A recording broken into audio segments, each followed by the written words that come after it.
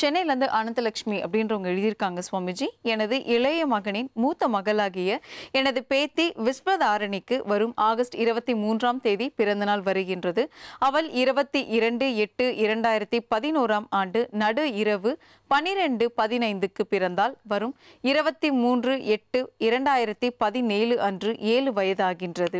ஒரு ஜோதிடர் 7 முதல் 13 வயது வரை அவளுக்கு செவ்வாய் திசை நடக்க இருப்பதால் மிகவும் உடல் நலக்குறைவு ஏற்படும் என கூறியுள்ளதால் எனக்கும் என் குடும்பத்தாருக்கும் மன கஷ்டம் ஏற்பட்டுள்ளது.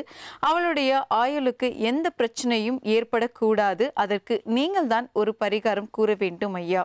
சப்தரிஷி வாக்கியப்படி என்ன பரிகாரம் வருது அப்படின்றத நம்ம பார்க்கலாம்.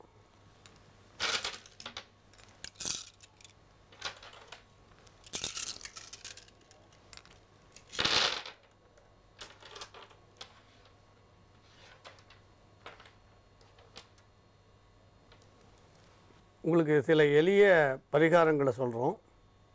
அதே உங்களுக்கு நல்ல பலன் தரக்கூடியதாக இருக்கும். அப்புறம் நீங்கள் இந்த ஆங்கில தேதியை குறிப்பிட்டு சொன்னீங்க. முதல்ல ஒரு விஷயம் என்னென்னா, வயது நீங்கள் கணக்கு பிரகாரம் பார்க்கும்பொழுது நீங்கள் போகிறதெல்லாம் சரியாக இருக்கலாம். ஆனால் எப்பயுமே எப்படின்னு கேட்டிங்கன்னா, தமிழ் மாதம் அதே நட்சத்திரம் வர அன்றைக்கி தான் நீங்கள் கணக்கு எடுக்கணுமே தவிர, இந்த ஆங்கில தேதியை நீங்கள் கணக்கு எடுக்கவே எடுக்காதீங்கன்னு சொல்லுவோம்.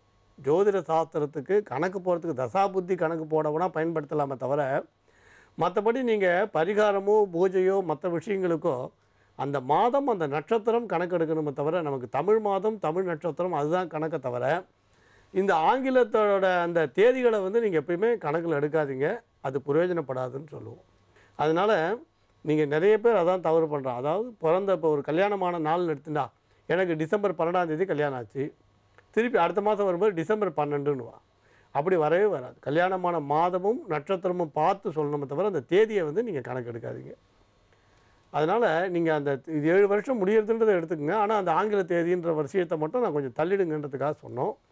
சில எளிய பரிகாரம் சொல்கிறோம், நீங்கள் செய்யுங்க. நீங்கள் இப்போ எதுக்கும் பயப்பட வேண்டாம். எளிய பரிகாரமே நல்ல வலிமையானதாக இருக்கும். நீங்கள் சிதம்பரத்தில் உங்களுக்கு தில்லை நடராஜ சுவாமி சன்னிதானத்து பக்கத்தில் கோவிந்தராஜன் சன்னதி இருக்குது.